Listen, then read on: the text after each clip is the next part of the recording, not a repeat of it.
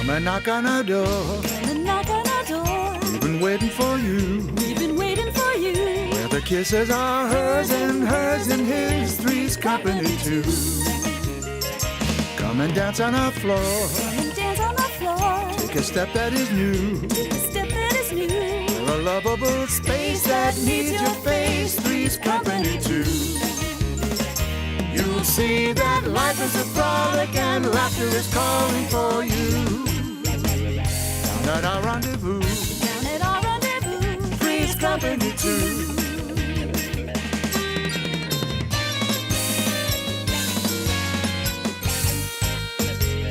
Down at our rendezvous. Down at our rendezvous. Three's company too. Hey guys, my name's Amy, and I know y'all don't know me. If you got to know me, you'd quickly realize I'm what you call a conformist. Are there any conformists out there? No. All the conformists are waiting to see what everyone...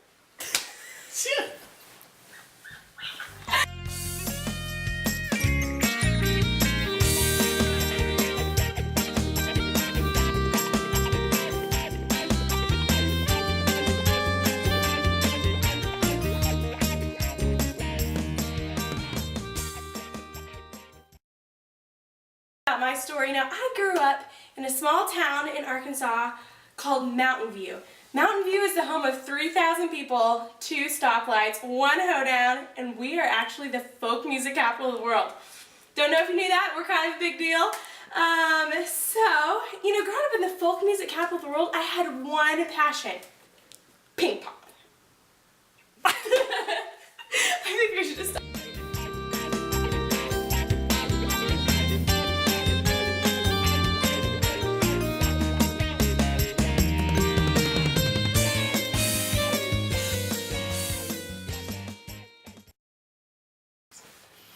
Hey y'all, my name's Jill, in case you forgot. And I don't know how many of you signed up to get the missions talk tonight, but that's kind of what you got. Well, 2 summers ago, I found myself headed up to Philadelphia for a summer project full of all this stuff. And it really changed my life. And really 2 things about that summer stuck out to me. And the first is this church that we went to, okay? So we went to this church, and it's actually the Christian rapper Lecrae's church. And so I roll up in my little yellow sundress, and I just immediately realized that I am not cool enough to be there.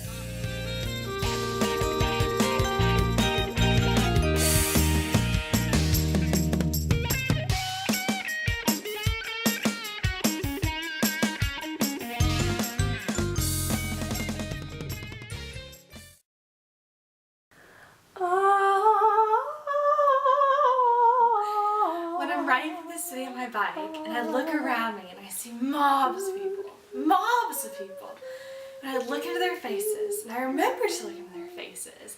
I think, do one of these people, just one of these people know Jesus? Probably not. Probably not. Remember the whole point of confrontation. It is not to win the argument, it is to win your brother. It's not to justify your position, but to restore fellowship. What do you all think about that? Ditto.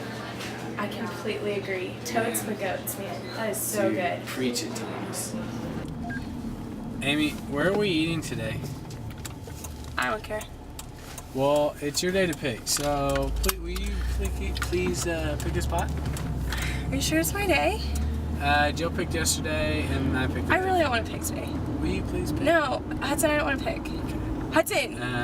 Well, we all take turns, and we go, and I know... I just don't want to pick today, okay? Well, can we just stop yelling at me? You can go ahead and pick, and if you pick Subway, I'm not going there! Subway? In total, then, the advantages of raising children on the mission field distinctly outweigh the disadvantages. But what about the disadvantages? Let's look at them. Girls! Come and knock on our door. Come and knock on our door. We've been waiting for you. We've been waiting for you. Where the kisses are hers and his, three's company too. Okay, hey, we just wanted to read a few encouraging emails that we got, some of our favorites throughout the semester, throughout the year. So I'm going to read a couple first. This is from Ryan at University of Illinois in Chicago. He says, "Hey, good to hear from you, Hudson. From the moment you got done talking to our large group, I felt more so than ever there was a need for overseas missions. So I wanted to talk with you afterwards, and soon after, I forget how, but I gained an interest in a crew summer project to India for 6 weeks. Then he talks a little bit more and he says, something cool that we are implementing is a world missions focus at our large group every week. We're going to be showcasing one country from the 1040 window every week, as well as present some information on the status of the country, and then pray for it as a body, and then make it a prayer focus for the group throughout the week. So that's just one thing we're doing to bring our hearts closer to God." So I thought that was really, really cool. And then this other one's from John at IUPUI, and he says, "The reason I came up and asked you about those opportunities is because I've always had a heart for kids and was wondering if there were opportunities to serve them through sports. It's weird though, because I've never had a heart to go overseas until I met you. God just put it on my heart that night to start making plans to go." Things are happening in my heart since you and the traveling team visited our campus. I'm really glad that you came and talked, or else I probably would have never thought about world missions, to be honest. Hope to talk to you soon." So. Hey. Okay, this is from a girl named Caitlin Bull who just finished the slam, right? Is that what they're Yeah, called? the slam. Okay, she's at Illinois State. My bad, y'all. Okay, I can honestly say that the visit from TTT changed my life. God has been stirring a lot inside of me, and I've been begging Him to bring me a place where my fire could be let out. TTT has opened up doors of opportunities to seek help, advice, gain knowledge, and reach out and plan for the future. While resources are always out there, the personal visit from your team made all the difference for me. And then another one was this lady from Olivet, Nazarene, Jennifer McClellan. What was she? She was the chaplain. Okay, she was the chaplain. Okay, and she said, Kind of a big deal. she said, "I just had to send you a quick note and thank you sincerely again for all your time and investment in our students. You had a dramatic effect on the hearts of our campus, whether you realize it or not. Friday at the mission fair, we had a strong, constant flow of students gathered around every table wanting to know how to get involved. The last couple years, it was dead after about noon, but this time I had to shut off the music and start cleaning up before people got the hint that it was over. I'm still tallying up the numbers, but we had conservatively 2,100 plus students sign up and interested in wanting more information. I had 700 students easily sign up just for my 7 trips, and now they're all worried they won't make a team. Crazy, huh? Who would have thought about competition for mission trips? Representatives were running out of material and felt overwhelmed by the interest. Anyway, all that to say, God is using you guys in great ways, and we'd love to have you back sometime." My first email is from a girl named Ashley at Butler University in Indiana. It said, "I enjoyed the talk that you guys gave. It really opened up my eyes to the importance of missions. I knew that missions was important and it was a part of Christianity, but I had no idea it was the reason that Jesus came, and it is, or should be, the main focus of Christians. I didn't know that there was even a missions theme in the Bible, so thanks for coming and sharing. I also have the desire to someday go to the 1040 window.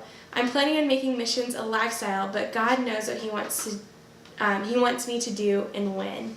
So that's pretty cool. And then another girl is a freshman at the University of Northern Iowa. Her name is Danielle, and she said, "God has really been working up a passion in me for people around the world. I have decided that I'm going to do a TESOL major because there are a ton of opportunities for teaching English and sharing about Jesus and God at the same time overseas. I'm really excited about this. I'm keeping active with English Corner, and I'm going to invite the internationals I meet to attend it. Though I cannot go overseas right now, I'm going to tell people as I'm here about the importance of sharing Jesus, especially in the 1040 window where so many haven't even heard about Him." So yeah, that's cool. A freshman at Northern Iowa, and she's going to have the rest of her time to mobilize students. So really cool.